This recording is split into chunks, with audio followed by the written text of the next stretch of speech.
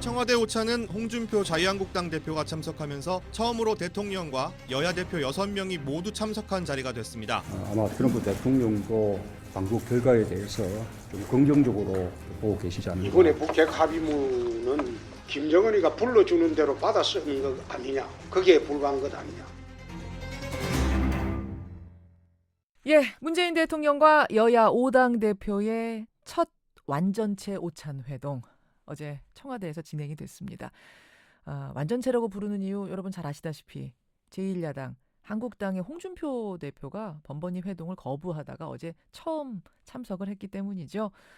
주요 의제는 대북 특사단의 방북 결과 또 외교 한보 현안들 다루는 거였습니다. 처음 열린 5당 대표와 대통령의 회동 어땠는지 참석자 가운데 한 분 정의당 이정미 대표 연결을 해보겠습니다. 이정미 대표님 안녕하세요. 네, 안녕하세요. 아니 어제 회동에 관한 기사 중에 제일 많이 등장하는 분이 홍준표 대표시더라고요. 네, 인기 최고였다 막 이런 제목도 있던데 진짜 분위기가 그랬어요? 반짝 스타셨죠. 그러다가 곧바로 트러블 메이커로 돌아서서. 이게 무슨 말씀이세요? 굉장히 지금 중요한 국면에서 예. 여야 5당이 모두 한 자리에 모였다는 것 자체에 대한 기대가 많았을 거라고 생각을 합니다. 그리고 예. 저도 사실 그런 기대를 갖고 갔는데 아하. 답을 정해놓고 오셔서 우리가 원하던 만큼의 예. 좋은 성과를 좀 갖기는 어렵지 않았나 이런 생각이 듭니다. 그런 말씀. 자, 그러면 어제 하여튼 제일 중요한 의제는 특사단의 방북 결과 보고 그리고 외교 안보에 대한 어떤 현안 논의였는데 전체적인 평가, 총평을 해주신다면? 비핵화에 대한 구체적인 언급이나 그리고 예정되어 있는 그 한미 군사훈련에 대해서 북한이 어떤 명확한 입장을 내놓겠는가에 대해서는 약간 의구심을 갖고 있었습니다. 그런데 이번에 굉장히 좀 명시적으로 비핵화에 대한 의지가 있다라는 것을 밝혔고 예. 또 전날 그 정부 브리핑에서는 구체적으로 언급되지는 않았지만 어제 정의용 실정을 통해서 저희들이 확인했던 것은 예. 이번 그 한미 군사 훈련에 대해서는 예. 연례적으로 진행되는 것에 대해서 양해한다라고 하는 북한의 언급이 있었다라는 사실도 저희들이 확인을 했습니다. 예, 그래서 지금 한 10년 동안 꽉 막혀있던 남북 관계를 해결할 수 있는 입구 정도에는 우리가 좀 들어섰구나 이런 느낌을 받았습니다. 그럼 대북 특사단의 이번 성과는 예상보다 더 만족할 만했다? 예상을 뛰어넘는 결과라 뛰어넘는 이렇게 볼 수 있죠. 결과였다. 예. 그렇게 보셨군요. 근데 어제 보수야당 대표들은 좀 의심을 하시더라고요. 북핵 완성에 시간을 벌어주는 그런 남북회담 되는 거 아니냐 이런 걱정도 나왔고 또 자칫 북한의 핵 보유국 지위를 우리가 문서로 인정해줘 버리는 처음으로 인정해줘 버리는 결과로 둔갑될까 걱정이 된다. 이건 이제 유승민 대표의 말이었습니다. 이 부분도 좀 꼼꼼히 체크해 보셨어요?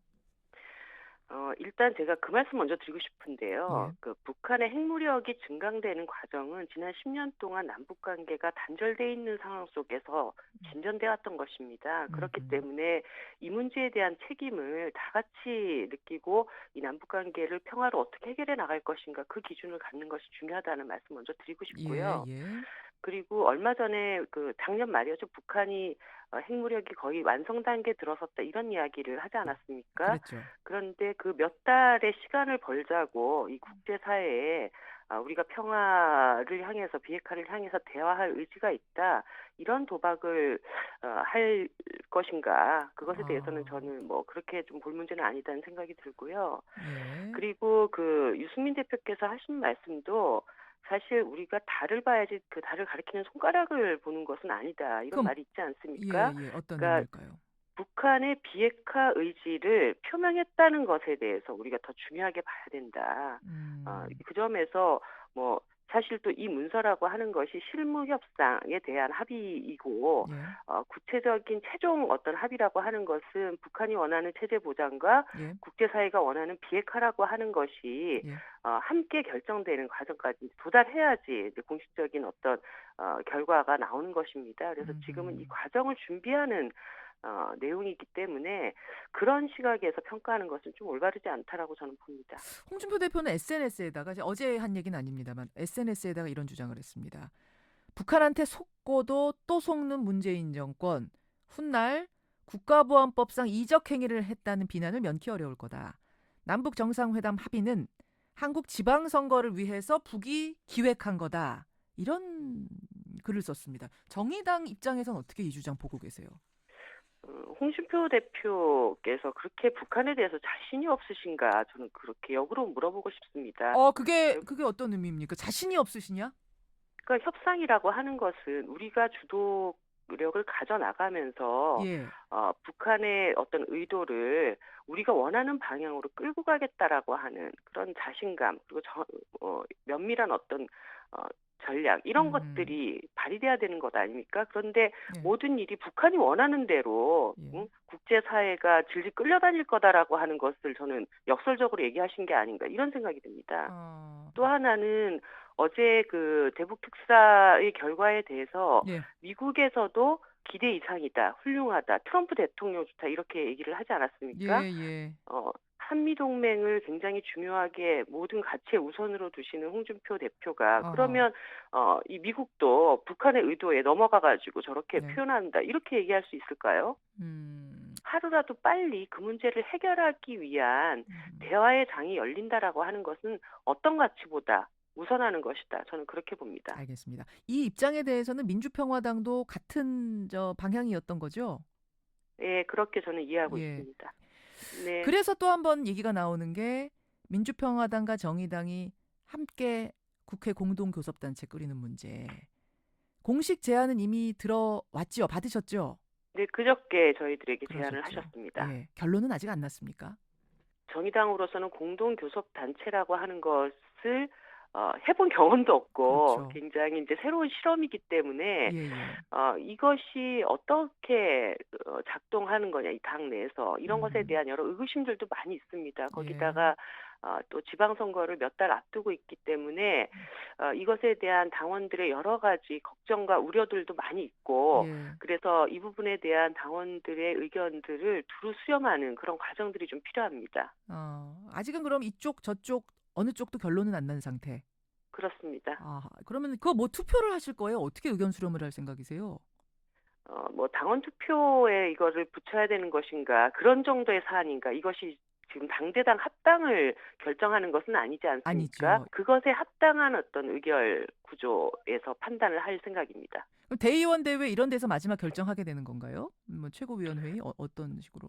일단 이 문제에 대한 판단의 책임은 의원단에게 있습니다. 그래서 의총에서 조만간 좀 판단을 하려고 합니다. 그렇군요. 예. 미투 얘기 좀 잠깐 해보겠습니다, 이 대표님. 지금 정치권으로 이 미투가 넘어오면서 양상이 좀 묘해지고 있어요. 안희정 전 지사의 두 번째 이제 뭐 추가 폭로자가 나타났고 피해자가 나타났고 정봉주 전 의원까지 어제 피해당했다는 여성이 나타나면서 이른바 진보 진영에 이름 있는 정치인들이 가해자로 지목이 되고 거기에 대해서 보수 진영이 이념, 진영을 들어서 공격하는 모습 이런 양상으로 좀 흘러가는 이 과정 어떻게 지켜보고 계세요?